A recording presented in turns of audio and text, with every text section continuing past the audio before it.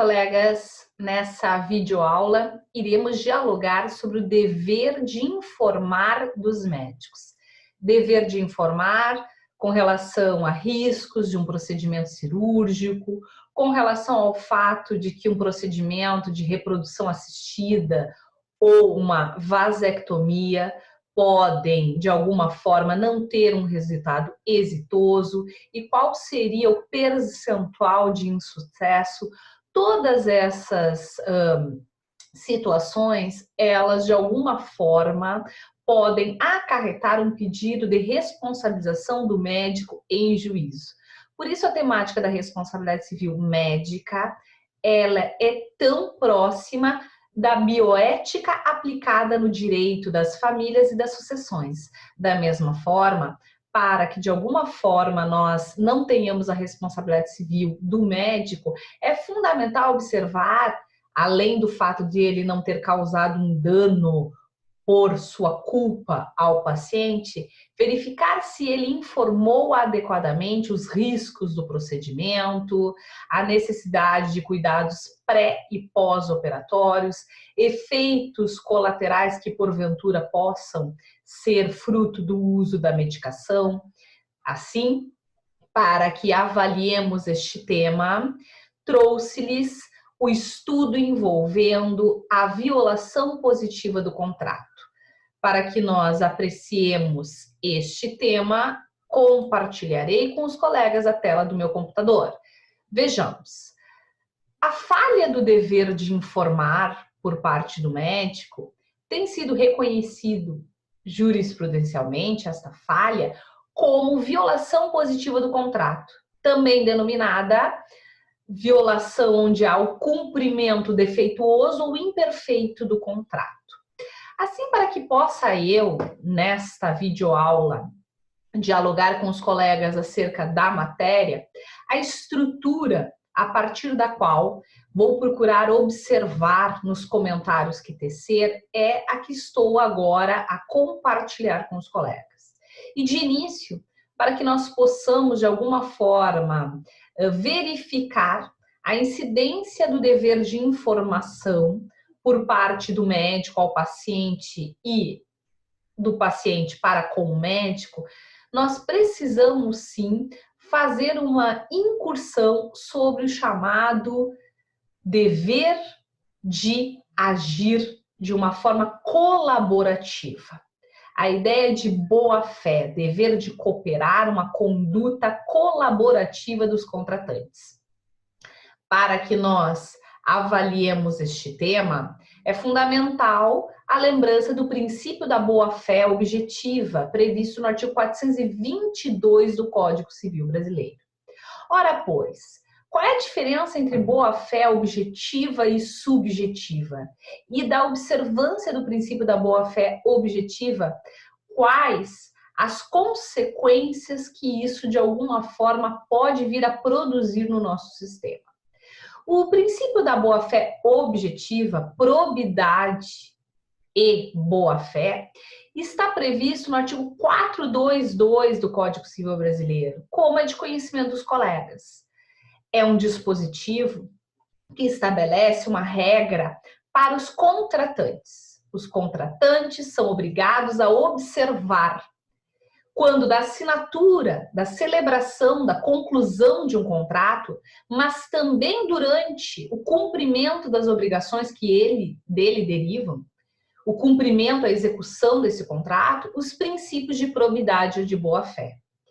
O Código Civil sinaliza já em 2002 a proteção da confiança nas relações negociais, ou seja, a ideia de uma conduta cooperativa, colaborativa, que os contratantes não podem se enxergar como adversários, mas sim como partes que, ao se unirem negociando, buscam proveitos recíprocos. A ideia de boa-fé, também em 2015, no Código de Processo Civil Brasileiro, a Lei 13.105 de 2015, foi endossada, ou seja, no artigo 5º E no artigo 6º do CPC, nós temos também que aquele que de qualquer forma participa do processo deve se comportar de uma forma proba, honesta, correta, leal. E também previsão no artigo 6º do CPC, todos os sujeitos do processo devem cooperar entre si, para que se obtenha em tempo razoável decisão de mérito justa e efetiva. Bem, essa previsão, ela já está entre nós no âmbito negocial no artigo 422. Boa-fé objetiva, uma conduta com relação ao objeto, com relação ao negócio, às tratativas e o respeito aos deveres que foram entabulados entre duas partes negociantes. Assim, colegas, lembremos que, embora exista a boa-fé subjetiva no direito brasileiro, a boa-fé subjetiva é o desconhecimento de algum vício. Ela é contrária a uma postura de má-fé. Então, a boa-fé subjetiva é, de alguma forma, identificada e aproveitada no âmbito do direito das famílias, envolvendo um pedido, por exemplo, de anulação de casamento, o desconhecimento de um vício. Ou a boa-fé subjetiva, também entre nós, pode ser questionada quando alguém busca o reconhecimento da propriedade pelo decurso do tempo, via uso capião, desde que também preenchidos os demais requisitos. Se a boa-fé subjetiva tem a sua serventia no sistema jurídico pátrio, a boa-fé objetiva também o tem, mas na seara contratual. E essa boa-fé objetiva faz surgir deveres anexos, deveres secundários, que muitas das vezes são implícitos na relação negocial e que exigem, por exemplo, informação, exigem, por exemplo, o dever de sigilo, impõem muitas das vezes uma conduta que uma das partes ofereça segurança à outra parte. E isso é muito presente numa responsabilização ou temáticas que envolvam uma eventual responsabilização civil médica. Porque esses deveres, como o dever de informar, o dever de sigilo, não são, nas relações de prestação de serviço médico, implícitos. Mas mesmo quando não há contrato, quando um médico, por exemplo, presta um atendimento de emergência na rua a uma pessoa a quem, porventura, desconheça, ele tem que ter uma conduta ética, proba, leal. Assim, da aplicação no sistema jurídico brasileiro da boa-fé objetiva, surgem deveres anexos, deveres que muitas das vezes não estão vinculados à obrigação principal de um contrato. A obrigação principal pode ser o procedimento cirúrgico em si, mas para que esse procedimento se realize de forma exitosa, minimizando os riscos e efeitos danosos ao paciente, a informação tem que ser clara, precisa, completa, em uma linguagem de fácil compreensão prestada do médico ao paciente. Por isso é que, caríssimos colegas, nós temos vários exemplos jurisprudenciais da chamada violação positiva do contrato, ou seja, violar dever anexo e não o dever principal, que pode ter sido honrado de forma satisfatória pelo profissional da saúde ao paciente. Esse termo, violação positiva, surgiu com um alemão no século passado, século XX. Hermann Stahl, o nome dele. E o professor Stahl, à época, refletia que os contratos podem ser inadimplidos quando a obrigação principal é, de algum modo, não realizada. Por exemplo, em uma compra e venda, o vendedor não entrega o veículo, porventura negociado, ou o adquirente não paga o preço. E entendeu Stahl, então, que neste caso nós estaríamos diante da chamada violação negativa, quando não se cumpre. E o não cumprimento acarreta, sim, o desrespeito à relação negocial. Mas ele também, entre nós, sinalizou que muitas das vezes se cumpre a obrigação principal. O médico presta o serviço, mas por falhar em deveres que são acessórios, que fazem parte da relação negocial, como o dever de informação, pode estar havendo, sim, também o inadimplemento contratual. E por isso denominou violação positiva do negócio, ou cumprimento defeituoso ou imperfeito. Quando mesmo havendo a prestação da obrigação principal, a intervenção cirúrgica, por exemplo, é realizada, ao descumprimento de um dever secundário, vinculado àquele pacto. Por exemplo, informar que o paciente ele vai ter de se ausentar da sua atividade profissional durante 2 meses. E isso pode causar dano. A ausência dessa informação, porque poderia o paciente se programar em um tempo mais oportuno a ele para realizar o procedimento cirúrgico. Assim, nós, no judiciário brasileiro, tivemos já inúmeros julgados que envolvem a temática da violação positiva do contrato. Um deles, um caso muito famoso, envolveu a empresa Tostines à época, que havia firmado um contrato verbal de distribuição de produtos alimentícios com uma outra distribuidora, uma empresa distribuidora, que durante os anos de 1966 a 96, ela distribuía todos os produtos da Tostines ao longo do território nacional. E essa empresa distribuidora, ela se viu surpresa com a extinção do contrato, abruptamente, contrato esse que ao longo de 30 anos, mesmo que firmado verbalmente, regia direitos e deveres entre as partes. A discussão toda envolveu o fato de que a empresa Tostines, ela teve transferência do controle societário para o grupo Nestlé. E neste caso, o grupo Nestlé entendeu por resilir unilateralmente o contrato de distribuição das mercadorias. Não quis mais que aquela empresa distribuidora, certo, a indústria Bom Retiro, permanecesse prestando esses serviços. E alegou, então, em juízo, a empresa Bom Retiro, que experimentou inúmeros prejuízos, pleiteando o ressarcimento por esses danos. Dentre os danos emergentes, decorrentes do Fundo de Comércio, indenizações trabalhistas, investimentos que foi obrigada a fazer por força do contrato, como contratação de pessoal, seguro em veículos ou frota de caminhões que prestava esse serviço de distribuição de mercadorias.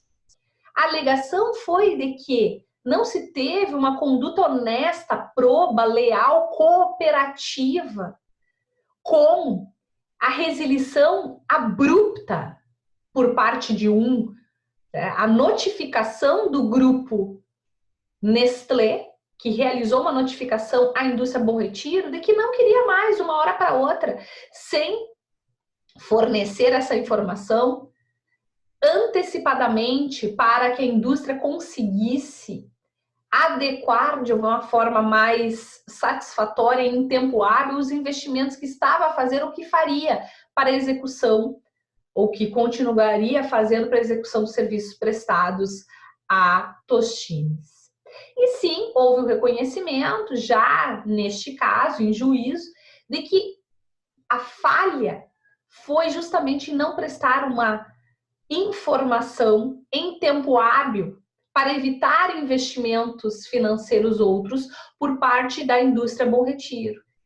Então, embora o grupo que adquiriu o controle societário da Tostines, o grupo Nestlé, tivesse honrado com todas as verbas na prestação de serviços, teve de indenizar pela falha na informação no tempo adequado, por não ter tido uma conduta colaborativa, honesta, proba.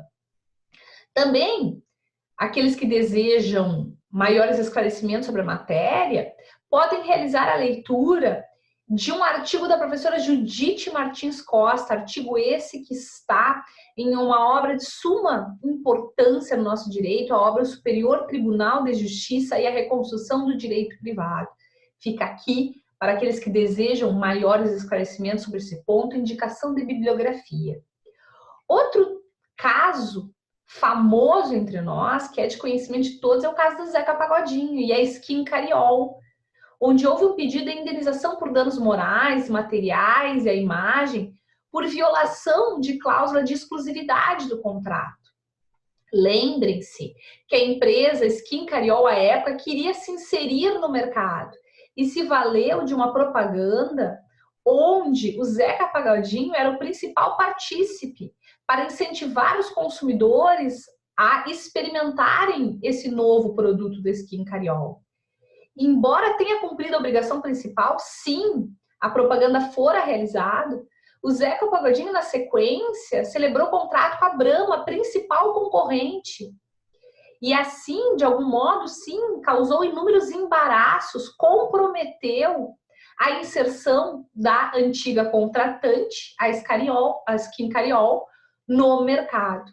Pleiteou ela a indenização, após um trâmite processual bastante delongado, se viu indenizada pelo Zeca Pagodinho, pela sua pessoa jurídica também, que fora acionada em juízo. Assim, caríssimos colegas, com relação à temática envolvendo a responsabilidade civil médica, muito se tem debatido, embora não haja erro médico, o procedimento cirúrgico foi exitoso. A falha do dever de informação pode representar, sim, a obrigação do médico de indenizar o paciente. Então, observem, por gentileza, 2 julgados que gostaria eu de compartilhar com os colegas envolvendo a temática. O primeiro deles, farei a leitura dos pontos grifados em vermelho, sinaliza exatamente esse dever anexo que faz parte, mesmo que implícito seja. E nós sabemos que no caso de uma relação de prestação de serviços médicos não o é. Observem, a ausência de cumprimento do dever de informação, responsabilidade civil do profissional médico, dever anexo à relação. Falta de prova de o doutor haver informado ao paciente os riscos da operação, impossibilitando a enferma, ciente dos riscos e através dessa autonomia de vontade, de optar em realizar ou não a intervenção cirúrgica. Ausente alerta quanto à possibilidade de perfuração de órgão através do procedimento aplicado, que era uma videolaparoscopia. Responsabilidade civil do médico reconhecida, violação ao dever de consentimento informado. O erro não ocorreu na intervenção cirúrgica ou nos atos pós-operatórios, mas sim da ausência de consentimento para o procedimento. Então vejam, violou-se negativamente o contrato, assim se entenderia, se o procedimento em si tivesse sido equivocado, danoso, mas aqui fora um sucesso de alguma forma, mas sem se obter previamente o consentimento livre, espontâneo, esclarecido desse paciente. Por isso a violação positiva. Ademais, observem uma outra decisão que compartilho, essa decisão, colegas, do final de 2011.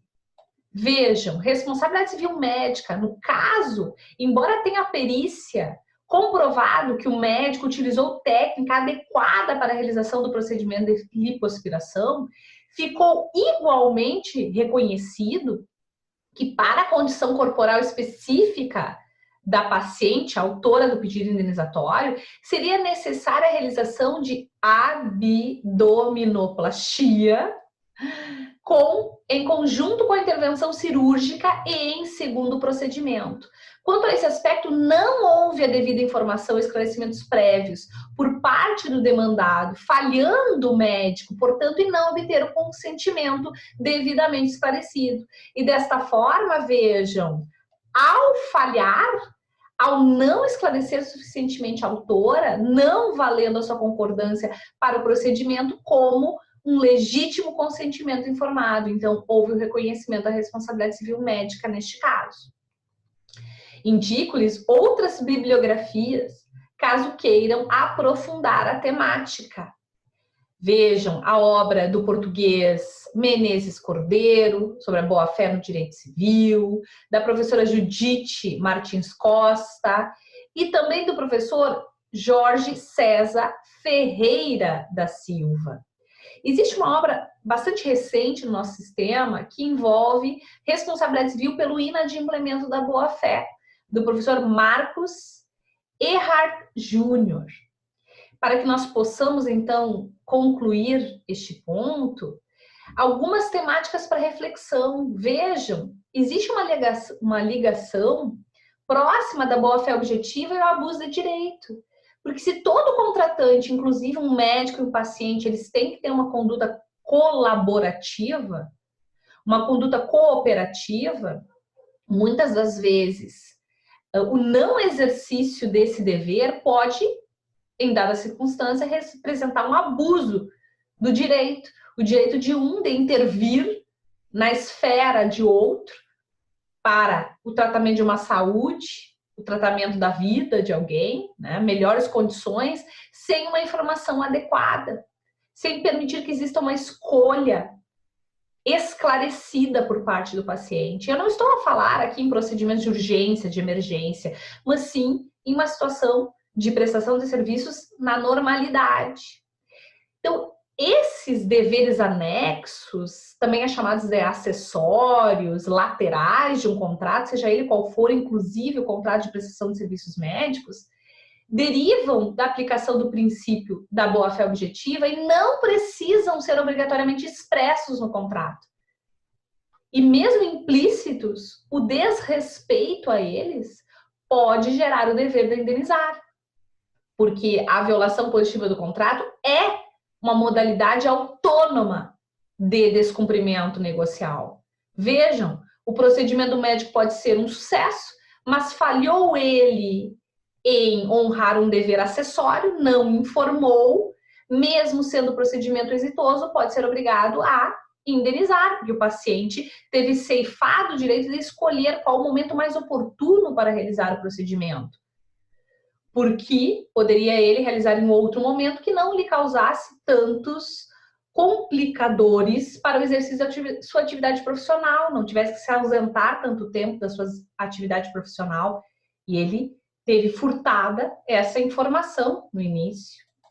Vejam, colegas, nós temos ainda aqui uma outra indagação última. A boa-fé objetiva e os deveres secundários devem ser observados nas relações pré- e pós-contratuais e durante a execução da avença? Sim.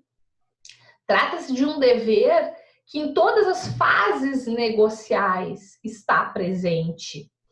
E para finalizar o diálogo, observem que nós há tempos já temos enunciado do Conselho da Justiça Federal, as Jornadas de Direito Civil, o enunciado número 24, que sinaliza que, em virtude do princípio da boa-fé, a violação desses deveres anexos constitui inadimplemento independentemente de culpa. E neste caso, então, nós podemos dialogar que haveria responsabilidade civil do profissional, independentemente de culpa, por falha do dever de informar.